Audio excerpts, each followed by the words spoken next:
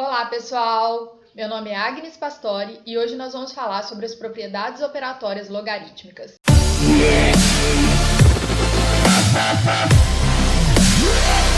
A primeira propriedade, então, que nós vamos ver é a propriedade do produto.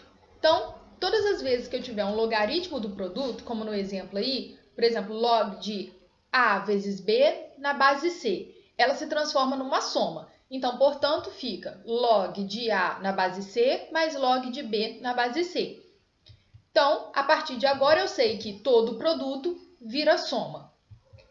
Como que isso cai em prova, né? Ou em exercícios? Então, vamos lá. Sabendo que log de 2 é igual a 0,3 e log de 3 é igual a 0,47, calcule o log de 6. Ora, para calcular o log de 6, eu tenho como artifício, né, usar o meu log de 2 e o meu log de 3. Então, para isso, eu sei que o log de 6 é a multiplicação de 2 vezes 3. Então, log de 2 vezes 3, eu sei que isso aí é um produto, e a partir de agora eu sei que produto vira soma. Se produto vira soma, eu vou ter log de 2 mais log de 3. Log de 2 é 0,3 e log de 3, 0,47. Portanto, eu tenho que o log de 6 é igual a 0,77. Nossa segunda propriedade, então, é o logaritmo da divisão. Então, por exemplo, se eu tenho log de A dividido por B na base C, esse logaritmo se transforma numa subtração. E, portanto, eu vou ficar com log de A na base C menos log de B na base C. Então, é a famosa regra do divisão, diferença. Então, como que isso pode aparecer para vocês? Sabendo que eu tenho log de 2 igual a 0,3, eu quero calcular o log de 5. Mas eu sei que 5 pode ser escrito como uma divisão de 10 por 2. Então, portanto, log de 5 pode ser escrito como log de 10 dividido por 2.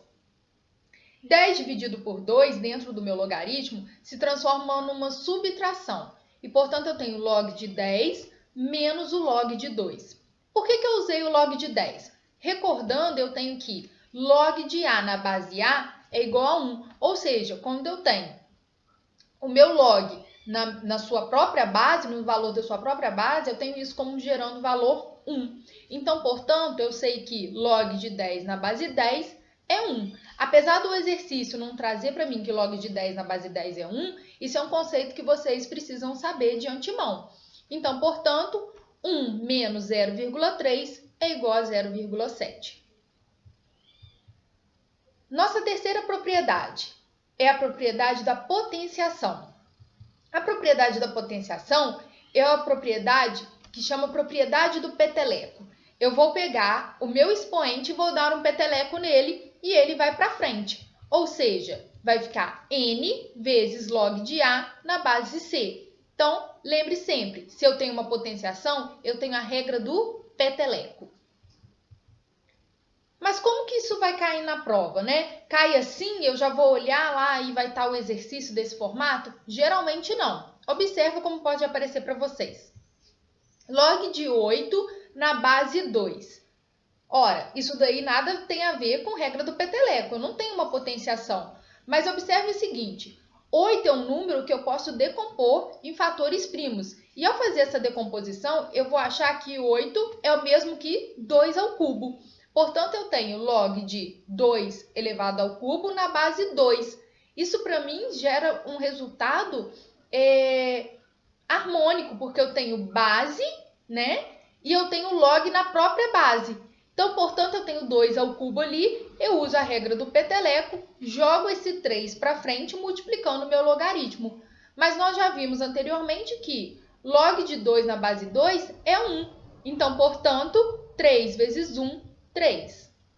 Nosso expoente também, ele pode aparecer na nossa base. Portanto, ficaria log de A na base A elevado a n.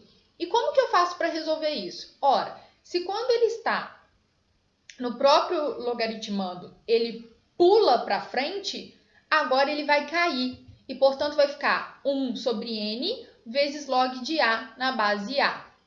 Outra forma que ele pode aparecer é dentro da raiz, ou seja, sendo o nosso índice.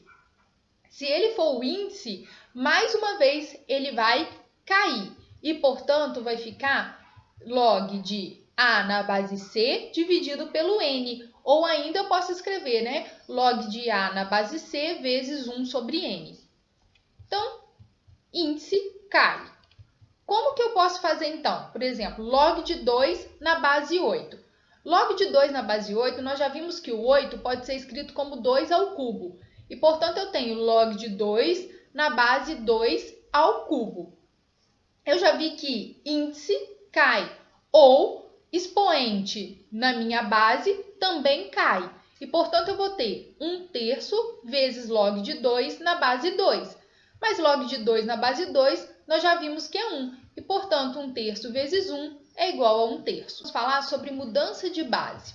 Então, se eu tenho log de A na base B, esse logaritmo, vamos supor que eu quero escrever ele na base C. Então, eu tenho que log de A na base C dividido por log de B na base C.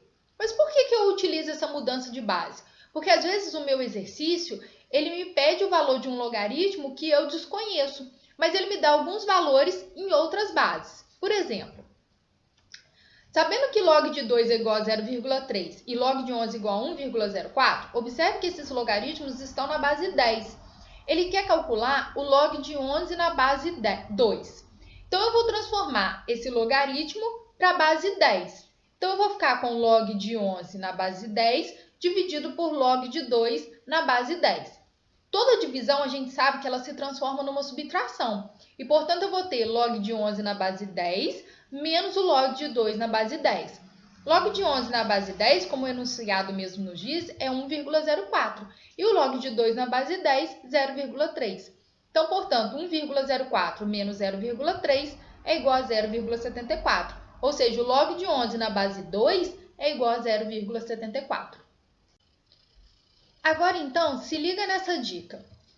Ao elevar a base e o antilogaritmo ao mesmo expoente, o logaritmo não muda. Então, log de A elevado a n na base B elevado a n. Observe que tanto a base quanto o meu antilogaritmo estão elevados ao mesmo expoente. Isso é o mesmo, então, que calcular log de A na base B.